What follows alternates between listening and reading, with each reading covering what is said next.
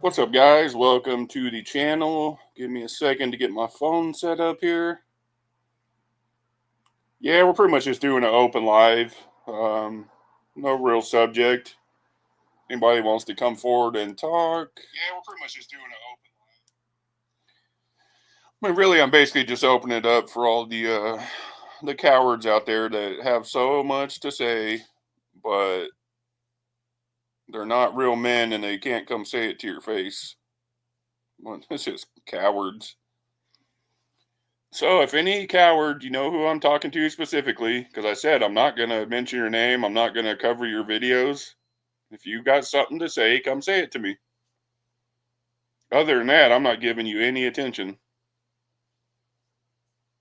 Dude, you guys are just cowards that make up lies. The funny part is, you can't show me lying or being wicked or telling people to do wicked stuff. You can't show none of that because I don't do it. So all you can do is make up lies. It's pretty funny. Well, we got two people watching. Nobody's typing, so might be one of the cowards. Nope. It's Ben. What's up, buddy? What's up, Ben? Yeshua Salvation. Hello, sir. I would pop on the chat, but feeling extremely tired, zero energy, but I'll be watching. Yeah, everything's good, dude. Just certain people have a lot to say, but they don't. They're not real men, and they're cowards, and they won't come over and say it to your face. They just like to run their fingers behind a keyboard. And I've told them I'm not going to give them attention. I'm not mentioning their name. I'm not reviewing the videos they make. None of that. If they got something, what's up, Isaac? What's up? Nothing much. I'm just telling all. I'm sure you've seen I saw you commenting on the post. I'm not going to say his name. I'm just telling him if he has something to say, be a man and come say it to me. I'm not giving him any attention. I think it's actually, honestly, to tell you the truth, I think it's kind of funny, you know? Yeah. Like, I was on this other guy's channel, the Holy Spirit Guided Christian. Yeah, he was a sub that he got mad and left. Yeah, and I saw that. I saw that he made a post.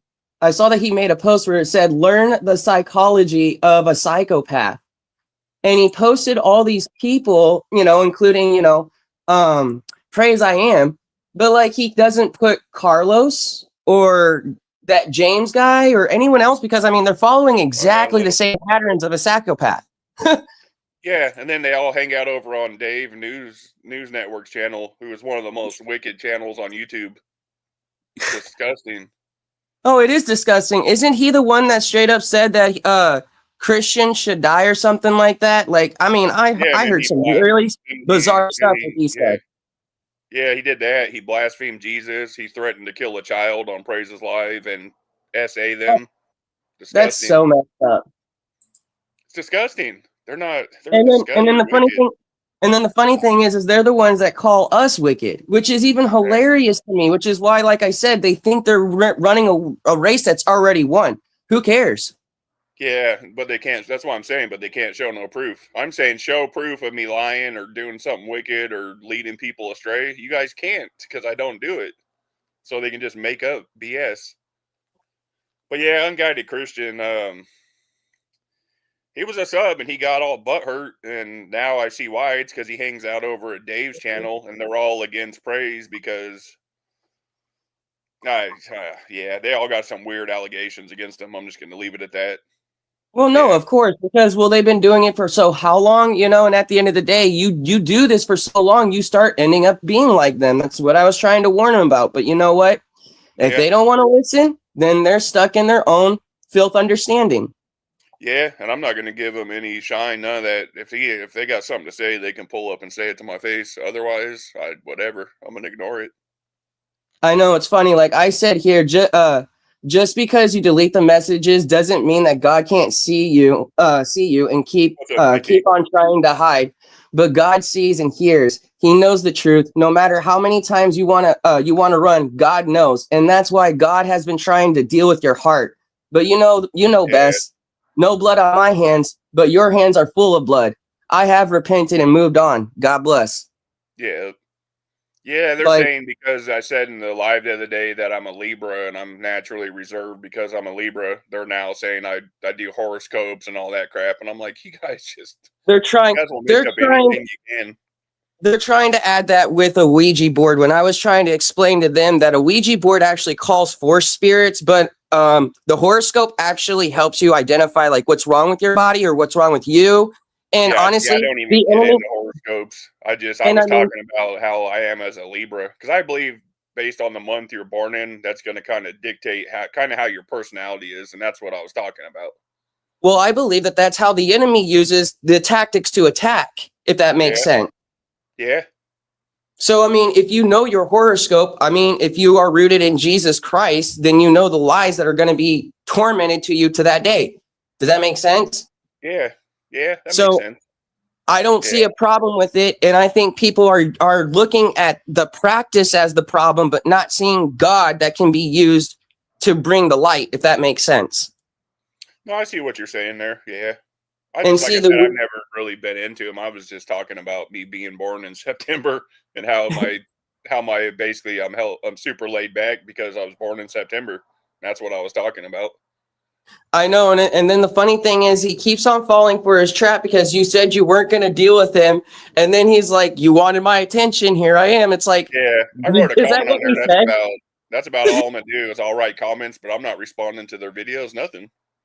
I'm not responding to videos anymore either. I already made a video of what's wrong with him mentally. Everyone knows what's Yeah, wrong with him mentally, so it's whatever. It's fine. Yeah, I can't read, but go ahead and make fun of me on that. And yeah, I put on your community post what you're about, but you're a hypocritical Christian because you say you want to help people to the light, but yet you call people demons and you can't help them and you refuse to talk to them. yeah, Isn't that what exactly. God did? Didn't he talk to the sinners? Like, he literally tried trapping me just like the Pharisees, basically being like, is it okay for a Christian to use horoscopes? And I was like, why are you going to trap me just like the Pharisees on trying to prove if it's right against the law or if it's not? You guys don't even understand what you're doing. Literally is the definition of the Pharisees. Yeah, It just blows my mind. they literally sit there and wait for one thing they can twist and turn, and it's like Well, yeah, that's now they're basically saying because I say I'm non-denom that I'm either Gnostic or New Age. I'm like, guys, come on. screw them. I've explained this stance so many times on my channel. Like it just cracks me up. I'm like, bro, Exactly. how am I New Age when go look at almost all of my lives, all I do is expose the New Age. Like, come on, guys. They're so dumb. Stupid. They literally are. And I'm not saying them as in stupid. I mean, the devil is blinding their mind from being able to see clearly. They're not stupid. The devil is stupid for freaking blinding their minds. So do you Yeah, understand what I'm saying? Like, I still love them if they come to the truth and the knowledge. yeah. But right now, you know what? They're being, spiritually tormented. That's what they're being. I mean, to be real, they're on a fast trip to hell is what they're on if they don't stop. I mean, the Well, truth that's is the exactly truth. why Jesus said, for many will come in my name, saying on that day, but I'll say, depart from me, for I do not know you, because you don't know Yeah, how to walk in love and forgiveness. How do you expect yourself to call yourself a Christian when you want to call all these people out, but using the same tactics the enemy uses? Doesn't make sense. and that's really all they're mad at is because I wouldn't keep fighting their battle against praise, and that's exactly what it is. I wouldn't keep Exactly. fighting their battle. And honestly, I was listening to like Praise I Am and stuff, and like, I mean, from what I see, I just see it as a wholesome like community of Christians. Yeah, Yes, there are a lot of theologies and there's a lot of people getting mad and frustrated and stuff, but I yeah, just see human nature, if you understand what I'm saying. yeah. Everyone trying to find God. Yeah, I sat back all week and watched every channel, and I was like, okay, I can see which is the super crazy channels. Yeah, I don't agree with the cussing, but I feel from after I talked to them, I feel like they're really good, genuine people after talking to them. That's the impression I got. And That's what I get pretty from much just hearing them and how watching you them start too. a conversation with them. If you come in hot, they're going to come back hot at you. If you come in respectful like I did, you're going to have a nice conversation. I mean, yeah, there's the cussing and that, but a lot of the crazy stuff is guests on there or them talking about people like Dave. That's when like the crazy stuff is happening. it's a guest doing it, or so I see what you're saying there. Well, who is Dave? News unit. That's him. Okay, well that makes a lot of sense then. So then they get mad. So what the heck? See, it's literally it's monkey see, monkey do. All the subs got mad at me, and I now know why, because they're part of Dave's community, which makes total sense. It's all the people who have been accused of a certain disgusting crime over there. All of them. That's hilarious. It's That's crazy to think about. Yeah, and then that's what makes me. I'm like, I'm the wicked one. You guys unsub for me because I'm wicked for not wanting to fight anymore. But you support somebody being accused of being a pedophile.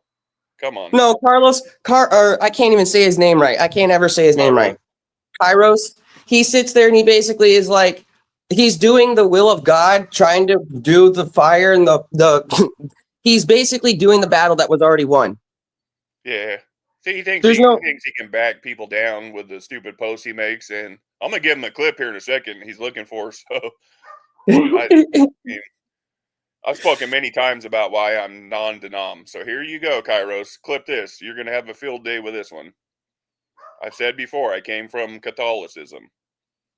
I got to a point where I do not recognize anything after Vatican II. I don't recognize the New Order Mass, and I don't recognize this Pope. Yeah, he's an anti-Pope to me. So basically, there is no denomination for what they call us. Some people call us trad cats or traditional Catholics, but there's no church. There's nothing for us. We don't recognize the Vatican and the new church. So I've explained this many times, Kairos and Charles.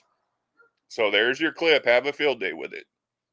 That's what I am, guys. I've said that many times.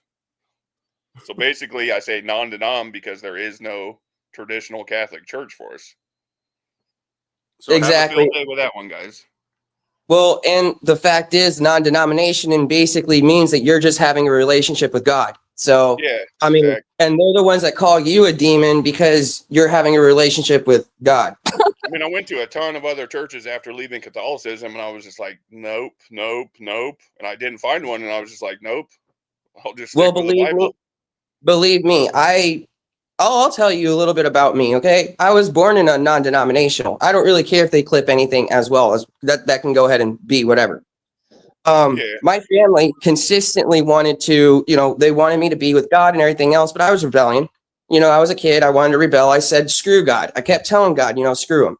Well, there was a couple of years ago, and I started looking into the Egyptian New Age. Now, that is a very big rabbit hole that if you go down, you will get confused. And so, or not the New Age, but the old Egyptian, basically gods and stuff. Yeah. Because I watched the movie. All them. They're going to love that too. I watched the movie Gods of Egypt. And I was like, whoa, this seems very legit. So I started reading into it, and I found out that there's also another virgin birth as well, which kind of started getting me confused. Yeah. Was it not Talmud's? I know you're talking about. Yeah. And then all of a sudden I just started going in my house, just being like, why is there two virgin births?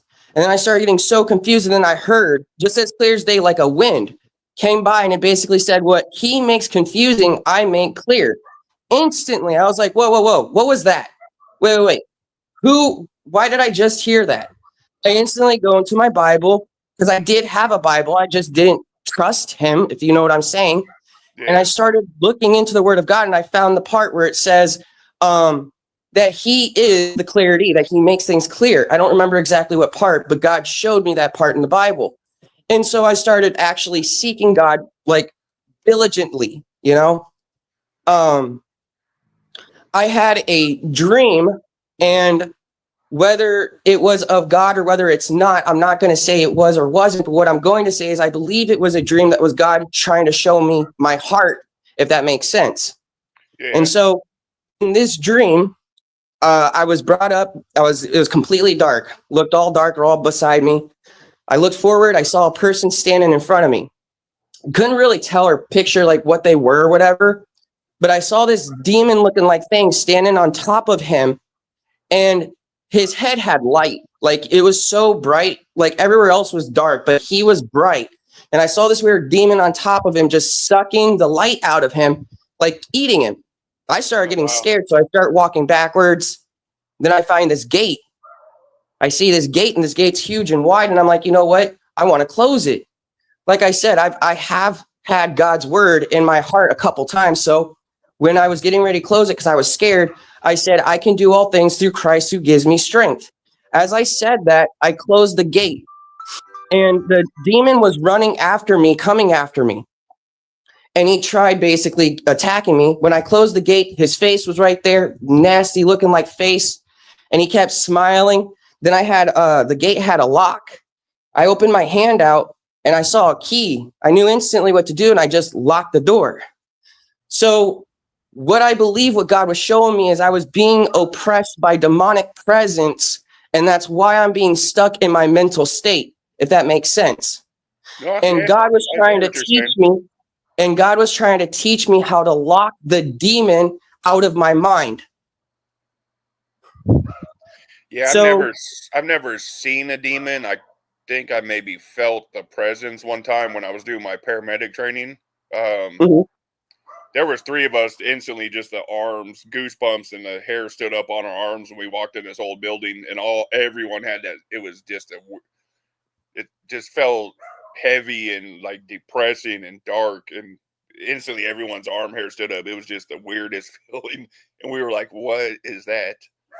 So yeah, I've never seen one though, but I've definitely been around where there was some crazy energy, and you could feel the energy change, the shift in energy. So after all that, sorry, I don't mean, I just want to keep remembering what I was going to say. But after all that, I started dealing with really bad depression because I was a pothead. I smoked cigarettes. I smoke weed, or I do negative things towards God, and I wanted to be saved. And I don't want to go to hell. No one wants to go to hell. I know that for a fact. Nobody does. I'm terrified of that place, and I don't want to go there. So I kept asking God, like, God, why can I not? Why does it seem so hard to be so perfect? And it kept bothering me, That's when I got introduced with the preacher. Now, the preacher, not the dude, different preacher. And he basically says that we cannot sin anymore. He's no longer a sinner, but he cusses at people left and right. And he says, you're a sinner. And he literally changed fast. And I was like, well, how can you not be a sinner but have this much hate in your heart towards basically sinners? And I couldn't stand for it, so I left. And yeah, I get made fun of because I was so gullible, but when you're in this world and you're so confused, even by Christianity or people in general, you don't have anyone but God. So what's really crazy that what God showed me is after I left there, God showed me that he leaves the 99 that are already righteous to go find the one that is lost. And that's when I found him. That's when I started realizing I'm saved. The sin that I have that's on this flesh is just a flesh. But my mind has to be set on God and love and forgiveness, so I cannot be blamed. So I'm blameless before God. That's it. Yeah. I mean, see, I personally believe in that because the Bible tells us we'll have spiritual warfare and all that. So I personally believe those type of demonic attacks are real. I believe that for sure. Exactly. And everyone wants to tell me the Bible about Jesus when he took all the demons and put them in the pigs. And so, I mean, it's talked about all in the Bible for sure. Oh, yeah. Well, I mean, and then people basically tell me they can't hear me because I'm a pothead or anything else. And it's just like, you guys are just hearing you're looking at the flesh, not hearing the spirit inside me. I mean, here's another clip they're going to have a field day with. I used to smoke when I was in college and stuff, used to smoke weed and stuff. But I don't have a huge issue with weed because in the Bible, it says God put every plant and seed here for our benefit and consumption. For me, I'm like, what's the difference of if someone doesn't want to take like pain medication from a doctor? It's still, so I look at it like it's still a plant, and if they're using it for health and stuff like that, I don't have a huge issue with people that do it. Unfortunately, it is a plant. Unfortunately, I would, having it be medical wise, that's what I wish it would be, but having it be straight up legalized. I take CBD oil because I have Crohn's, and it doesn't have the THC in it, but it helps me so much for swelling. So I Oh know yeah, there's other medical benefits they could find if they would just start testing it. I know it's kind of sound funny, but I kind of feel like maybe marijuana could heal cancer. Who knows? You're not wrong. There are some studies that show in high doses it does stop tumor growth from happening. They just won't let them fully study it. But I mean, that goes back to money And that goes insurance back to companies and pride all that. and greed and everything else, because it's a plant based. You could just grow it yourself. They wouldn't be able Not to. even that. Here's the thing: if you cure cancer, it's a one-time thing. If you got to Yep. keep treating people over and over and over, you can keep billing insurances, and so they. It sounds bad, but why would they want to cure it when they could keep treating it over and over and making 10 times the money? And that's really the truth about it right there. Exactly. Unfortunately. Let me get to a But question real quick. Servant had. He said, yeah, why not become Protestant? It's not that I'm opposed to it. It's just that when, like I said, when I left Catholicism and I jumped around some different churches, just nothing felt right. And I was just like, I'm not gonna. I got to the point where I was like, I'm not gonna jump into a different organized religion at this point. I was like, I'm just gonna follow the Bible, and it's not that I'm opposed to it. Yeah, I mean, yeah, I mean, I would have to look real good into Protestantism. Like I said, I've never done like a deep dive, but I'm not opposed to it. I just never. I was just like, I'm not gonna jump back into another organized religion. Basically, after I left that one. hey, can I read something to you? Yeah. Okay, give me 1 second. What's I up, gotta bring. Stefan? What's up, buddy? Yeah, great point. Why would exactly? Why would they keep paying if they know there's a cure? Exactly. Why not Pentecostal? Basically, like I said, Mr. George, I just didn't want to jump back into another organized religion. Was the bottom line. Not that I'm against it. And who Okay, knows? I might at some point go and do something like that. Still, yeah, I just never. I just didn't want to jump back into another organized form afterwards. Is the bottom line. okay. So, the biggest reasons why, I would say, like, I don't hate any denomination, so I'm not like Yeah, that, but same, I don't same. consider myself in a denomination just because I just feel like there's a lot of hate in every denomination, whether it is non-denominational or not, Yeah, because my family is non-denominational and they have really some real bad hate. But yeah. so I have this that I'll read out loud. I'm not the best reader, so just bear with me, but I'm right it, there with you, dude. I'm the same way. That's why I do it these type of videos. I do. I'm not a great speaker. it's called The Paradox of the Scattered Puzzle Pieces: God's Vision and Humanity's Division. I kind of wrote this. I basically told what I thought and then had ChatGPT to like use my words and basically type it out. Does that make sense? Because I'm not the best at Yeah, being able to speak. So, yeah. I know a few channels who use Chat GPT to write stuff for them. okay. So the paradox begins with a divine puzzle, one intricately crafted by God before the foundations of the world. This was no ordinary puzzle. It was a masterpiece designed to reveal the perfect relationship between creator and creation, assessment, deception of love, harmony, and unity. Each piece was unique, yet intercepted, reflecting the diversity and beauty of God's creation while pointing to a single glorious image. God walking hand in hand with his people, unbroken and complete. But something happened. The puzzle was scattered, not by God's hand, but by humanity's own choices. Their quest for knowledge and power, humans became distracted, forgetting the purpose of the puzzle and the beauty of the whole. They began to focus on the individual pieces, each person or group believing their fragment was the key to the entire picture.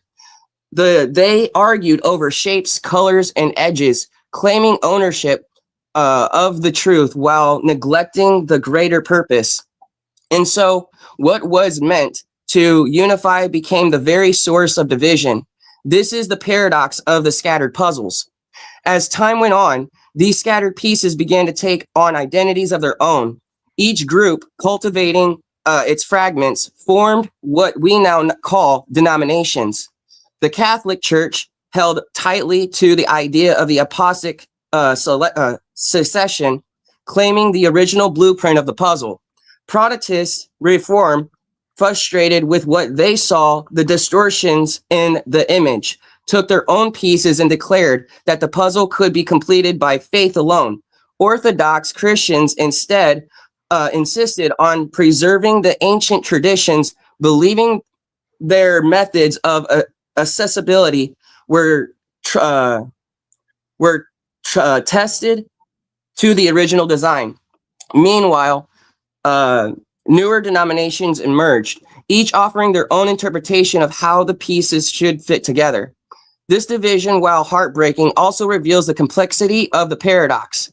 Each denomination holds a part of the truth. Each sees a piece of the image God intended, but no single group has the whole picture. The Bible, God's word, serves as the ultimate reference guide, yet even it is interpreted differently by those holding different pieces. For some, the Bible is a rule book, rigid and absolute. For others, it is a story of love and grace, meant to inspire rather than constrain. Each interpretation shaped by human experience, culture, and perspective, further scattering the pieces and deepening the divide. And yet, the paradox grows deeper still. Despite the division, the image of God's love is not destroyed. It is fractured, yes, but the fragment still bears his fingerprints. Even in their disagreements, discouragements, or dimensions reflect a longing for the divine, a desire to reconnect the puzzle. The Baptists preach repentance. The Pentecost cries out for the Spirit, and the Lutheran proclaims grace. The Catholic virtues the statements, and the Orthodox cling to the mysteries. Each speak a truth. Yet each is incomplete without the other. Together, they form a fragmented symphony, designed yet beautiful in its yearning. In this iconography, we see the heart of the paradox. God never intended for the puzzle to be the source of confusion or correction. This purpose was always a relationship, not a religion. Unity, not division. The scattered pieces are not a reflection of his will, but humanity's brokenness. Yet even in his brokenness, God's plan remains. He sent Jesus Christ, the perfect image of the invisible God, to show humanity the full picture. Through Christ, the scattered pieces can be gathered, the divisions healed, and the masterpiece restored. But humanity resists. Pride, fear, and misunderstandings keep the pieces apart. Denominations argue over doctrine, tradition, and authority. Each converted their way is the right way.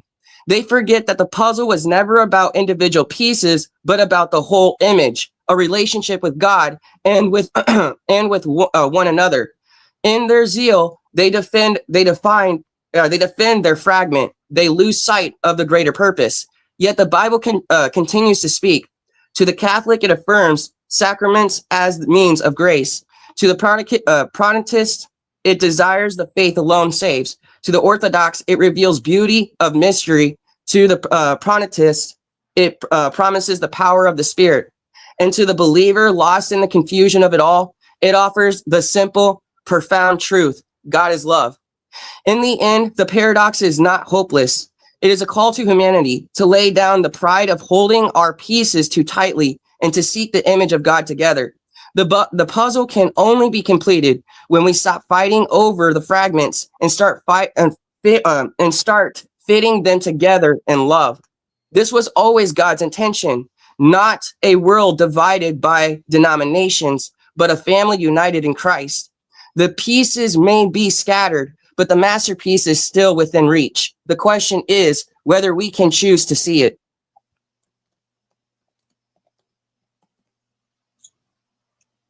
That's it. Okay. But yeah, there's that one. I also have one more that I kind of want to read, and this is about people talking about how you can lose your salvation. And okay. I kind of just want to address this so that way it kind of gives a little bit more understanding of how salvation is. Okay. Yeah, go ahead. So this is called the parable of the saved voyage. Once there was a great king who ruled a vast, prosperous kingdom. The king was known for his unmatched wisdom and kindness. One day he announced a decree to all his subjects. He had prepared a great city, a place of eternal peace and joy for those who would follow his path and remain loyal to his words. He promised that all who desired to reach the city would be given a seal, a royal cloak, a proof of his favor. The seal would be their assurance to entry into the city upon coming to the journey, completing the journey. The king called his people to the palace and spoke plainly. The journey will be long and filled with challenges, but I have made my every provision for you. You will not be alone. My spirit will go with you, guiding and empowering you to reach the city. Keep your seal close to you, for it is the mark of my covenant. Though through storms may rage and trials may come, as long as you trust in my provision and hold onto your seal, you will make it. You will make it into the city. The people were filled with excitement and hope. The king's promise was unshakable and his love undeniable. Among the crowd was a young farmer named Elias, and Elias received his seal. He marveled at its beauty. It was a cloak of vibrant colors, soft yet strong. And when he wore it, he felt a peace he had never known before. As the journey began, Elias walked along many others who had received the same promise. Some wore their cloaks with great pride. While others seemed indifferent, letting their cloaks drag behind them in the dirt. The path to the city was not as straightforward as Elias had imagined. There were steep mountains to climb, rivers to cross, deserts to endure. At times, the journey seemed impossible. One day, a fierce storm arose. The winds howled, and the rain beat down relentlessly. Elias clung to his cloak, wrapping it tightly around him for warmth and protection. Yet he noticed that others around him struggled. Some grew frustrated and cast off their cloaks, saying, "What good is the promise if the journey is too hard?" They chose to abandon the path, seeking shelter elsewhere. Elias was heartbroken to see them leave, but he remembered the king's words. As long as you trust in my provision and hold unto your seal, you will make it into the city. Elias pressed on, often falling to his knees in prayer and asking the king's spirit for strength. Each time he felt the spirit's guidance, like a gentle whisper in his heart, reminding him of the king's faithfulness. As the years passed, Elias encountered others who had also remained steadfast. They encountered one another, sharing stories of the king's provision during their darkest moments. Elias noticed that his cloak, though worn and withered from the journey, still shone with the vibrant colors of the king's seal. It was not the protection of the cloak that mattered, but the fact that he had never let it go. Finally, the day came when Elias saw the gate of the grand city in the distance. His heart leaped with joy as he approached. At the gates stood a king himself, his arms outstretched in welcome. Elias fell to his knees, overwhelmed by the sight of the one who had promised him this glorious end. The king smiled and said, "Elias, my friend, my faithful servant, arise. You have finished the journey. You have kept the seal. Enter into your joy with your king." Elias looked around and saw others entering the city as well, those who had trusted the king's provision. Yet he also noticed some who approached the gates without their cloaks. These individuals pleaded with the king, saying, "Lord, we traveled with the same road. We faced the same storms. Let us in." But the king replied, "Where is the seal I gave you? Without it, I do not know you. You chose to abandon my promise and rely on your own strength instead of my provision." Elias wept for those who could not enter, but his heart was swelled with gratitude for the king's faithfulness. As he stepped into the city, he realized that the journey had been worth every trial. The king's promise was true, and the seal had been an assurance all along. So this is the meaning of the parable. In this parable, the cloak represents the Holy Spirit, given to the seal of God's promise to those who trust in him. The journey symbolizes life of faith, filled with challenges and trials. The king's promises reflects God's assurance that salvation is secure for those who remain in him, trusting his provision and holding fast to his spirit. Through the journey, though the journey may be difficult, salvation cannot be lost because it is based on God's covenant, not human effort. However, those who abandon their faith or reject the Spirit's guidance will find themselves without the seal on the final day, unable to claim the promise they once received. This parable reminds us that while salvation is a gift, it requires perseverance and trust in God's faithfulness. As long as we keep the seal, the Holy Spirit, with us, we can be assured that we will make it to the eternal city prepared for us by our King. That's the end of that one. Okay, nice. But yeah, that's what I believe. Personally, when it comes to like having the cloak, or when people are like, well, you're sealed until the day of redemption. Yeah. That's what I believe about being sealed until the day of redemption. Yeah. See, I've said many times, I believe a lot that's in free grace, but I believe we can lose salvation. I don't believe we can walk away and worship Satan or none of that. I don't believe we can take the mark of the beast. So, yeah, I believe we can lose salvation. I believe that the enemy can torment us so badly that we're, like, let me try to say it like this, okay? Like, at one time, I do believe that, maybe the guy that's been dogging on us, making videos and stuff, maybe at one time he did believe, but because the enemy attacking him so strongly and everything else, he's not understanding the first love of what he lost, his first love, which was Jesus Christ, walking in forgiveness. So I believe that you can be walked away because the devil is tormenting your mind. And Jesus Christ said that every idle word will be held accountable to us at the end. So Jesus Christ is going to judge us from our words. Yeah, he wants attention so bad. He keeps writing messages. I told you, I'll respond to you on messages, but I'm not going back and forth on videos. Be a man, right? Grow some balls. If you have something to say, come and say it to my face. Otherwise, I'm not going back and forth with you on videos. So you can do whatever you want. I mean, it is what it is. I know you just want, that's all it is. He wants attention so bad. Exactly. But yeah, I'm not mentioning his name. If he has something to say, pull up and say it. Otherwise, don't know what else to tell you. Exactly. There's really no more games to play at this point. It's getting when I said I'm done with all that.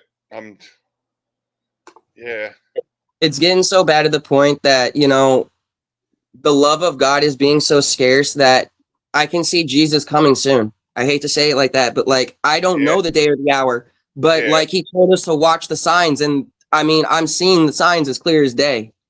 Yeah. Trump yesterday saying that he was going to take over the Gaza Strip. I was like, wow, that's major. I know it is major. That's not going to sit well with the Middle East.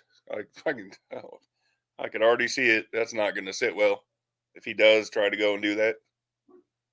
Exactly. It won't sit well. Well, I thought it was even more weird when he was first president. And I think, didn't Israel do something like he did something that was biblical or something, and everyone was like so happy about it. Well, he was involved in the Abrahamic Accords with Mohammed bin Salman, which was basically looked like the start of a peace treaty between Israel and Palestine. And then they named a street after him, and they put him on a gold coin with Cyrus on the other side, King Cyrus. And they love Trump over there. Yeah. When I saw him put him on that gold coin with Cyrus, I was like, wow. It's crazy. But yeah, I see what you're saying. Sure. I mean, I think we're definitely headed that way. Oh, yeah, that's what it was. He moved the embassy to Jerusalem. So they put him on the, that was right there. That was a huge deal when he did that. So, yeah. I've said many times, I sit right in the middle. I think Republican and Democrat. I don't believe it's a two-party system myself. I think they all behind the scenes are buddy buddy and do whatever to help each other. Um, I don't think he's. I don't really care for the guy, to be honest. I've been making videos. I think he's in the Hermetic Order of the Golden Dawn, and I think he's a Noahidist. Um, I think so too. I this mean, whole go around, him and Elon Musk keep saying at the end of their speeches, we're about to enter a golden age or a golden dawn, or they keep saying that over and over. And now oh, you're right. I never even noticed that. You're right. Holy crud. Yeah, and then he's been wearing the black MAGA hat in gold lately. Yeah. Wow. The Golden Dawn, they got protocols. Their last protocol is to bring in the mark of the beast. That's crazy. It's basically the protocols of the elders of Zion. Well, can I say something that I believe? I'm not 100% sure if it's true or not, but I believe that the mark of the beast is, I don't believe it's actually going to be a physical mark. I think it's going to be a spiritual mark. And the reason why I say that is because even in Revelation, it talks about how these things are not meant to be until after God puts his mark on his people as well. And it's on their forehead as well. And so what I started thinking is the forehead is where the mind is. So what they start, and 666 is the mark of the beast, which is the mark of man. So I started thinking mankind doctrines, like, think about it. If any doctrine that is separated from God and love is the Antichrist spirit, which is why Paul also said that, which is also why Paul said that the Antichrist spirit is among them there to that day. So I started thinking that a mark is going to be them doing the devil's work and them thinking like the devil, but thinking that they're doing it for God, which is why there's going to be a fall from the church. Yeah. Which is exactly happening. I've heard that theory. I've heard tattoo. I've heard microchip. I've heard people say it could be the Islam's what's called Bismillah, the symbol they wear on their forehead and their arm, which basically, it's a 666. Basically, is what it is. So I've heard that theory. It could be the Bismillah from Islam if they force everybody to become basically Muslim. I've heard microchips. I've heard tattoos. There was like 3 years, I think, or something like that, where a bunch of people started leaving Christianity and they actually really did start becoming Muslim. I was like, what the heck is going on? Yeah, that's been one of the theories, that the Imam Mahdi will be the Antichrist. Him and the Antichrist will be the same person. There's all kinds of stuff out there for sure. Oh yeah. But yeah, it's I'm not quite sure. I'm not quite sure what the mark's going to be. I could see it being, like you said, something spiritual. I've heard people say it could be the Vatican enforcing like forced Sunday law. I've heard the microchip, tattoos. I'm not quite sure what. Well, see, that's why I think it's just it's about the mind, is because if it's going to be one world order, then that means everyone in high power is going to have the same mindset. And that's already pretty much where we're getting at right now. Yeah, and I mean, the Masonics, one of their top beliefs, they call it the hive mindset. So, yeah, I mean, you never know. I'm always leave myself open to possibilities. So, I mean, it could end up being anything. Exactly. I think we'll know when it does roll out. I think we'll know what it is. I think the Christians will know. Yeah, see, Mr. George thinks it's the Vatican, and basically it'll be like a forced Sunday law. Yeah, I could see that.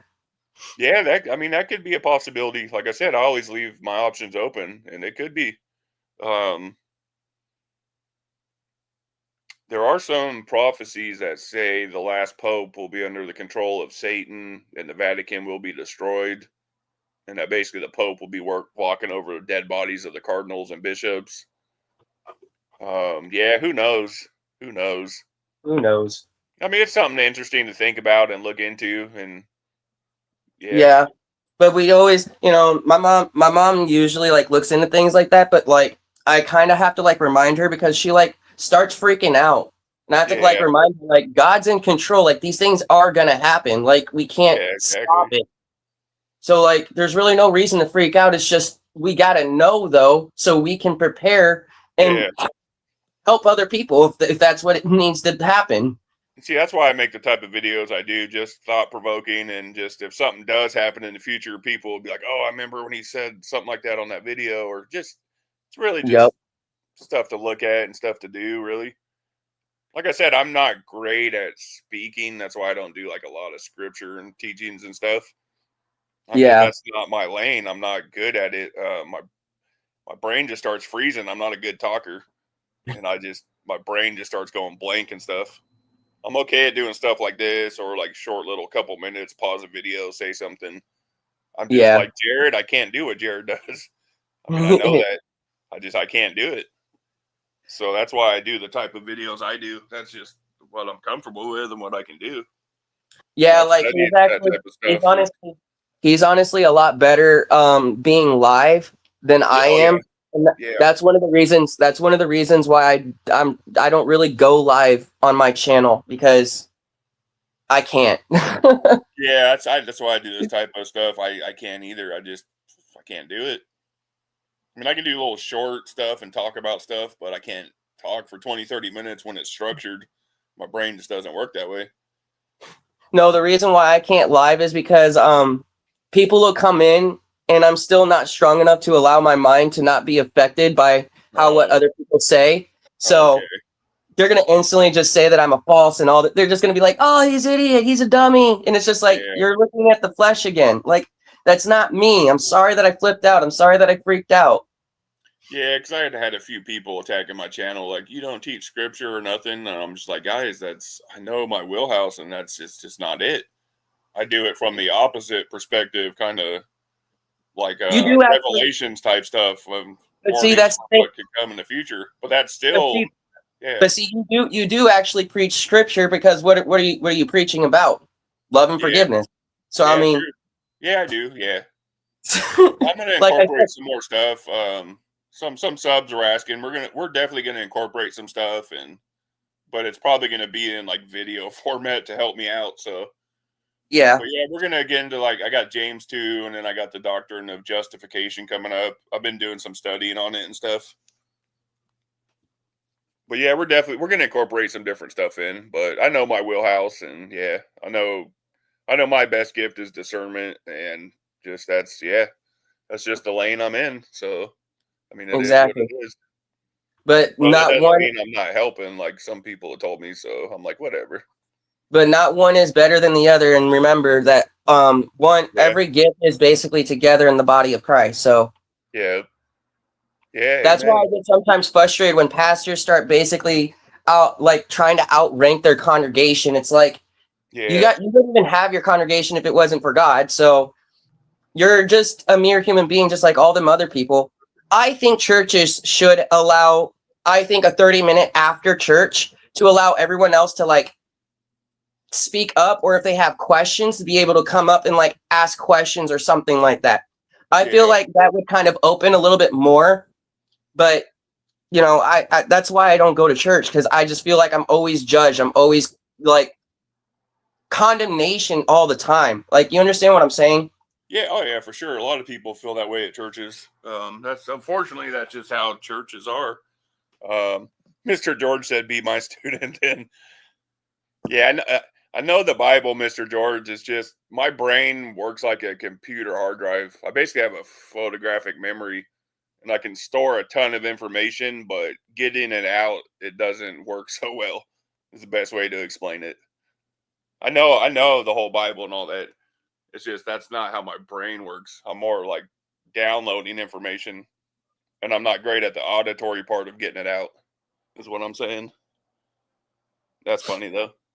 No, I do understand that. Yeah.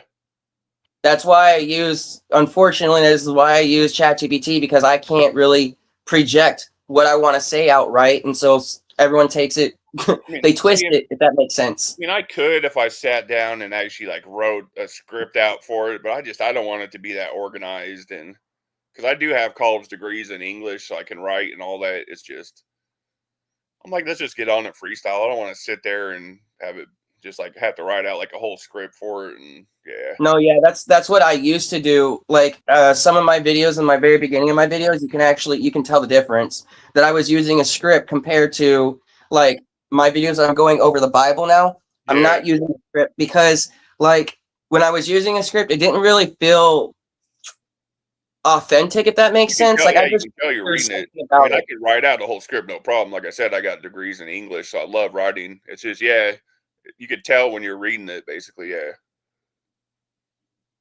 So now I'm just going to go over the Bible and read the parts. And what I'm basically doing is I'm having each chapter read itself. And then after we're done reading it, I'm basically going back over the chapter we just got done reading and like learning what it just said, if that makes sense. Yeah, nice. But yeah, actually, I'm about to go and do that right now. Sorry. Go ahead. Go ahead. It's all good. But yeah, I'm about to go do that right now. It's been awesome chatting with you. Yeah, like same. I said, yeah, you're welcome here anytime, buddy. Always keep God in the center. Keep your focus on Jesus Christ. Amen. Screw all these other people that want to sit there and make your light not shine, because God's light shines brighter than the dark. So God bless. Have a great day. God bless. All right, Isaac. Good talking to you. Bye. Mac and cheese said I need a pet in my pick. Nice. Yeah, he was excuse me. He was asleep and he heard something that woke him up. He got all panicked. But yeah, it's just, it is what it is. I don't like I said, I don't let it affect me. They can say whatever they want. If they really got something to say, they can come here and say it. He said, when is Mac and Cheese planning to start live streams? I don't know about live streams, but I know he said he was going to start making some videos here. He can only do it on Friday and Saturday because of his work schedule. Yeah, Fridays and Saturdays. But yeah, I told him I'll start jumping over there and watching and all that. Everybody will. I mean, we pretty much all have the same subs at this point. So yeah. I mean, I would even take off like a Friday or Saturday if you want to throw a couple in there or something, and we could jump over on yours, start getting yours built up. All right, let me see. Let's watch a few videos before we call it. I'd had a few things on my watch later that looked interesting. Let's see if I can find them. Oh yeah, this one right here. This was awesome.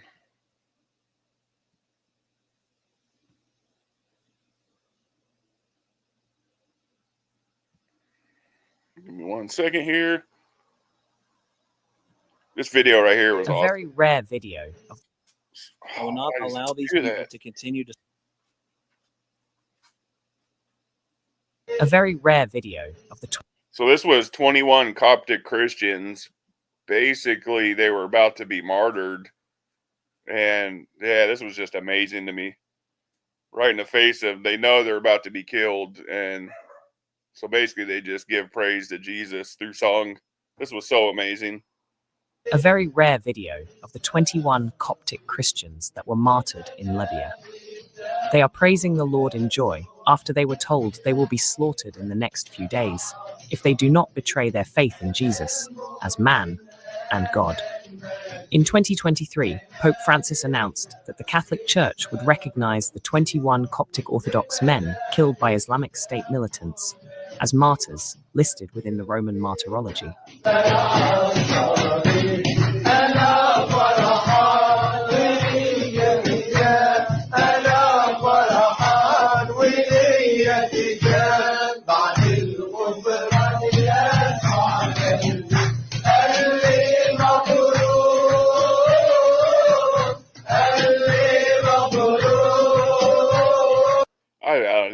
I thought that was beautiful right there. That's crazy. They all know they're about to head to their deaths, and they got the strength to sit there and be like, bring it on, basically. Max said, I made an outline of topics for vids. The first would be to do basic introduction. The second, my travels through Catholicism, JW, and Christianity. I didn't know you were Catholic at some point too. Nice. I also need to learn how to edit videos. I have ADHD, so I can bounce around. I have CapCut. I'm still learning. I'm still playing around with it. It looks like it's more advanced. Ask Jared TK Bible Talk. He was telling me about a free editing program, and he said it's like way more simplified. So ask him which one he uses. I think CapCut I had to buy. It was like $50, but they give you like way more advanced options. I think it was $50 for CapCut, but he uses a free one that says it's supposedly easier. Or I think we'll finish up. Oh, I hate it. What if recording high-quality content? Disney loves to hide subliminal. All right, so I'm going to finish up with this video. It's like a 15-minute video, but I actually got a live planned on this soon. You're welcome, Mac. This one's called the top 15 subliminal messages in Disney movies, but I have a whole live coming about basically how wicked Disney is and some crazy stuff that might shock people about Walt Disney himself. He was a pretty, I'll leave it at that for now. But this is just a little intro into what the live's going to be about. It's going to be a pretty interesting live. Messages in their movies. Some of them are ingenious and some downright inappropriate. Here are 15 subliminal messages in Disney movies. Number 15, Aladdin. With the vocal talents of Robin Williams and stunning animation, Aladdin welcomed viewers to a whole new world of intrigue in 1992, in what would become one of the best animations they'd ever release. Its producers clearly had a lot of fun making it, but there's a scene that's still thought of as controversial almost 30 years later. Aladdin is pretending to be Prince Ali and is waiting for Jasmine in her room. What he didn't expect was her tiger, however. And while the official line he says is, "Good tiger, take off, scat, go," there are many who think he really says, "Good teenagers, take off your clothes." Take a listen. What do you hear? Good teenagers, take off your clothes. Oh, wow. You do hear that. Wow. Off, scat, go. There are many who think he really says, "Good teenagers, take off your clothes." Take a listen. What do you hear? Good teenagers, take off your clothes. Good teenagers, take off your clothes. That's exactly what I heard. Wow. And even look on her face when he says it. That's wow. Yeah, that Aladdin game, I used to play that back in the day on Sega. I know what you're talking about. Number 14, Inside Out. 2015's Inside Out was released by Pixar and is set inside a young girl's mind as her competing emotions help her to cope with changes taking place in the real world. It was a critical success and yet more proof of Disney and Pixar's ability to create powerful storylines. But did you spot the hidden message within it? At one point, the characters are debating whether there are any bears in San Francisco. There's a noise in the distance, and Fear is worried that it might be a bear. Disgust says not to worry because there aren't any. But Anger replies, "I saw a really hairy guy. He looked like a bear." Was this then a comment about the gay community in the city, or something completely accidental? I know bears in San Francisco. I saw a really hairy guy. He looked like a bear. Oh, I'm so jumpy. My nerves are shot. Number 13. Oh, wow. That probably was, actually. Because they mentioned San Francisco. So that actually might have been. Wow. A Bug's Life. A Bug's Life was Pixar's second feature-length animated movie and introduced us to Flick, who embarked on a quest. Like I said, this little video is an intro. Maybe tonight I'll come back. I got the whole Disney live planned, like I said, about Walt Disney and all the disgusting stuff that's in Disney movies and cartoons. Yeah, maybe I'll come back tonight with that one. But this was just like a little intro to kind of show what it's going to be. Protect his colony from a group of grasshoppers. The cast was made up of a crew of misfit bugs who joined him on his journey. I've only seen bits and pieces of A Bug's Life, like when my nieces were watching it or something. One of which was a ladybug called Francis. At one point, he's performing for a crowd in a circus when he's subjected to somewhat of an awkward heckle. A housefly shouts out, "Hey cutie, want to pollinate with a real bug?" Francis doesn't take too kindly to this, but was it the meaning behind what the fly had said or the fact that it happened in a movie aimed at children that caused the most offense? Hopefully, there weren't too many parents who had to explain it to their kids. Hey, cutie! Want a pollinate with a real bug? Yeah. Number 12, The Emperor's New Groove, Kronk 10. The Emperor's New Groove came out in the year 2000 after 6 years in production, but unfortunately for Disney, it didn't do as well at the box office as the other films they had released in the previous decade. Still, it has a cult following and follows the story of an Incan emperor called Cusco, who's turned into a llama and has returned to the palace to be transformed back. We also follow the adventure of Kronk, who's the henchman for the emperor's evil advisor, and in one scene he sets up camp and sleeps in the jungle. The controversial question, however, is the position of his tent. It isn't big enough to completely cover him, but why did he choose? Yeah, look where the tent is positioned at, though. Wow. So pitching a tent? Wow. That's crazy. That's crazy. Wow. To place it there? Number 11, Cars. Pixar has been responsible for so many different amazing franchises that it's almost impossible to remember each and every one of them. But one of the most popular, especially with kids, is Cars. They hide all kinds of subliminal stuff in cartoons. It's crazy. The story of Lightning McQueen in a world where everyone is an anthropomorphic car. Eagle-eyed viewers noticed that the animators made this reality surprisingly lifelike, however, particularly in one scene when they're driving along the highway to California. Along the side of the road, there's a sign advertising the top-down truck stop, where all of the waitresses are convertible.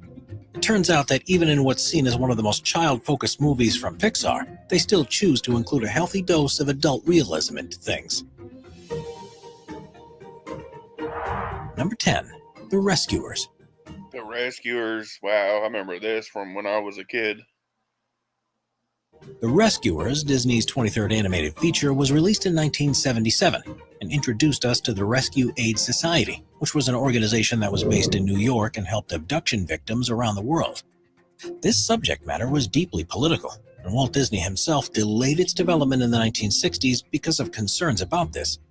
But it was revived the following decade as a project for trainee animators.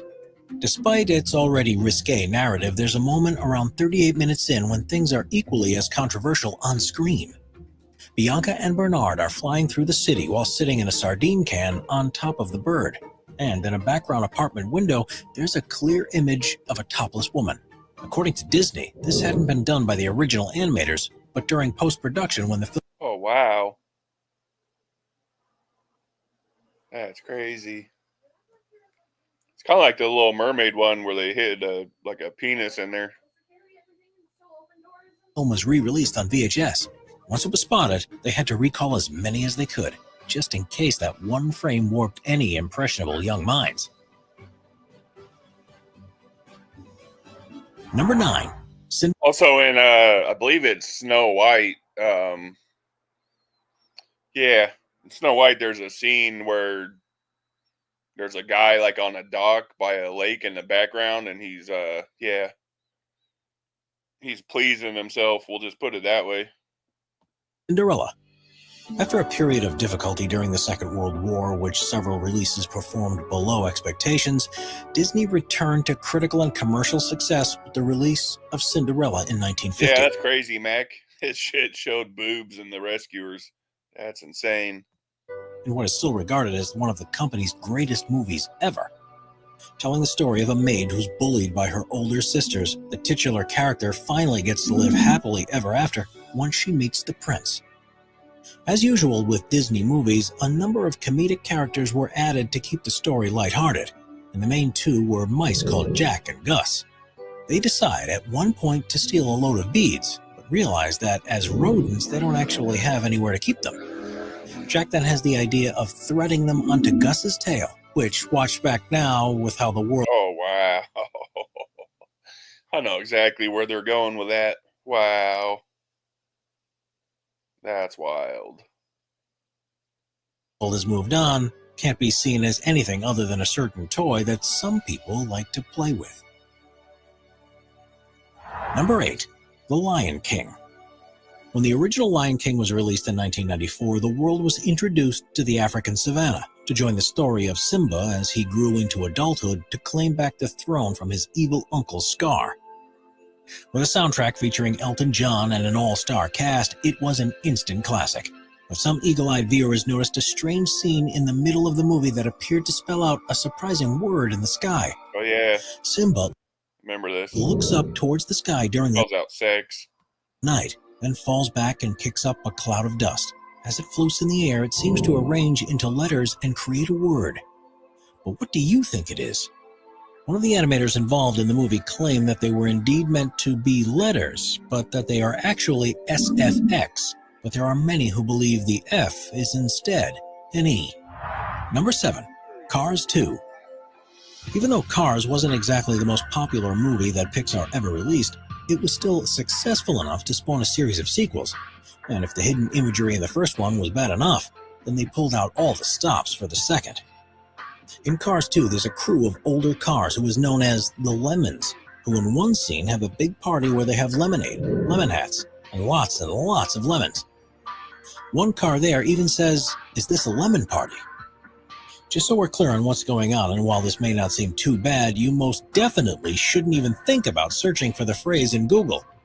It relates to one of the oldest internet memes known as the Lemon Party, which is an image of 3 elderly men who are engaged in a pleasurable act, something that certainly has no place in a Yeah, I won't be looking that one up. movie for kids. Number 6. Muppet Treasure Island. The Muppets are undoubtedly one of the most popular and successful children franchises there has ever been. Starting with The Muppet Show, they went on to star in a series of movies, and one of their best was The Muppets Treasure Island. Released in 1996, it starred Kermit as Captain Abraham Smollett, Fozzie Bear as Squire Trelawney, and Miss Piggy as Benjamina Gunn. Kermit's on-off girlfriend isn't exactly known for her shyness, but in this movie, that's taken to another level when they put a character like her in with the ruthless world of pirates. It's implied that she had her way with quite a few of her peers, with the first mention being when she talks about Captain Flint and He says said he tricked me he was into a thinking pirate. it was LimeWire. Dang. Oh, wow. That's I funny. was a lady. You know the rest. And then later on, when she meets Long John Silver, she says, "Hello, Long John," in a cheeky way. And Kermit reports, "Oh no, him too?" Probably from experience, feeling sorry for all of them. She said Long John. That's funny. On a side note, I don't know if people know where the term Big Johnson comes from.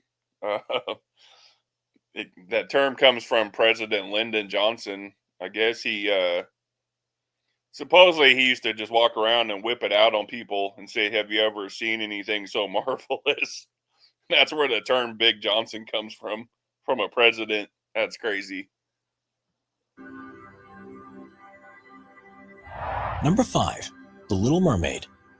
Based on the fairy tale of the same name by Hans Christian Andersen, The Little Mermaid was released by Disney in 1989 and is seen by cinema historians as being the movie that reinvigorated the studio's hand-drawn animations.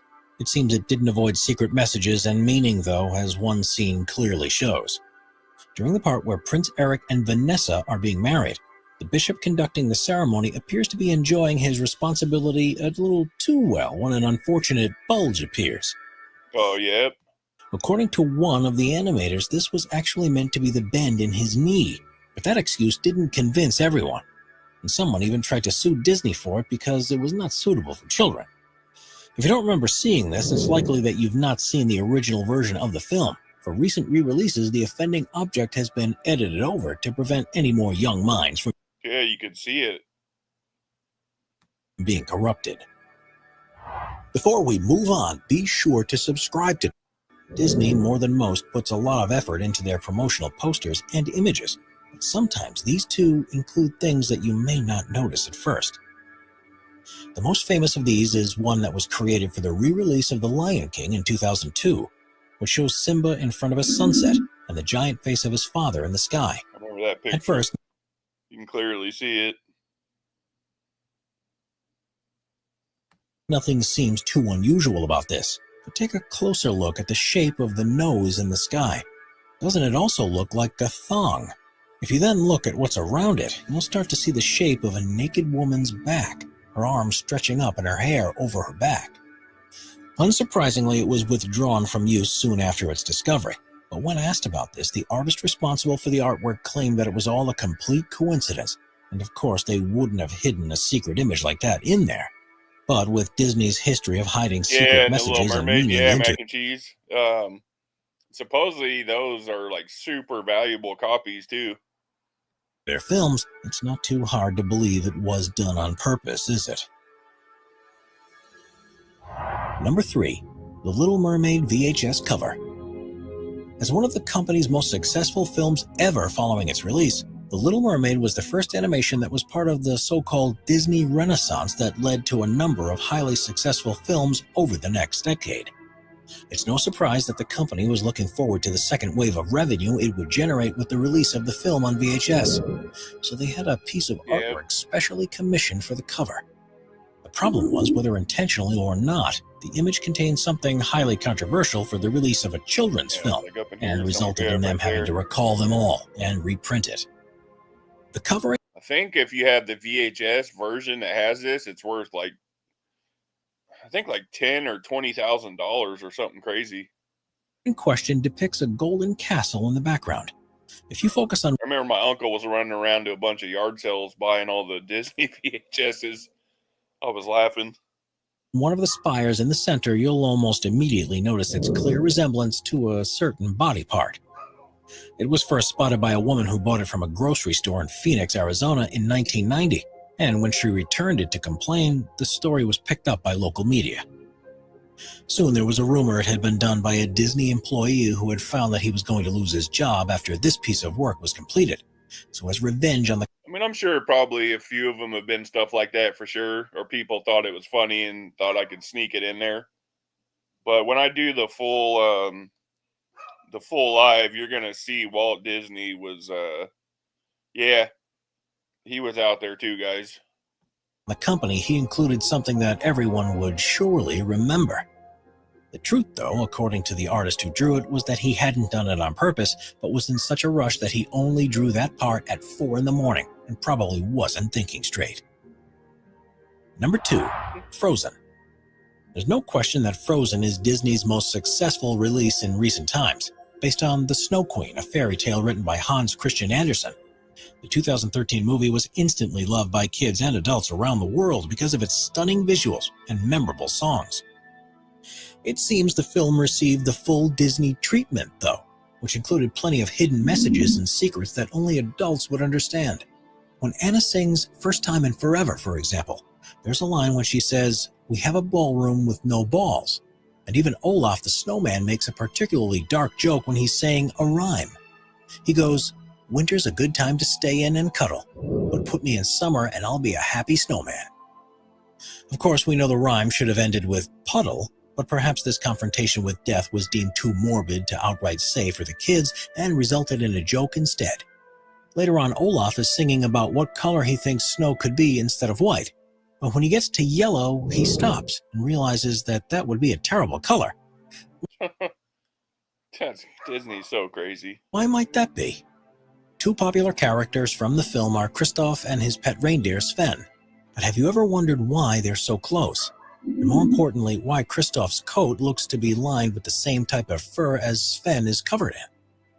One theory is that the fur of Sven's mother was given to Kristoff as a gift following her demise. And because he now smells and looks like her, that's why Sven sees him as a mother figure. Next, when Kristoff is quizzing Hans in front of Anna and asks if he picks his nose and eats the booger, Anna looks disgusted and says that he mustn't do that because he's a prince. Kristoff cheekily adds, "Every man does it," and Anna goes, I remember that "Ew." Coca-Cola ad. But are they actually still talking Yeah, I've seen that one too. about picking a nose or something completely different that all men do? There's another scene that is often said to go too far into sexual innuendo. It's the part where Olaf's head is detached from his body. Asking Kristoff to help, he says, "Can you grab my behind?"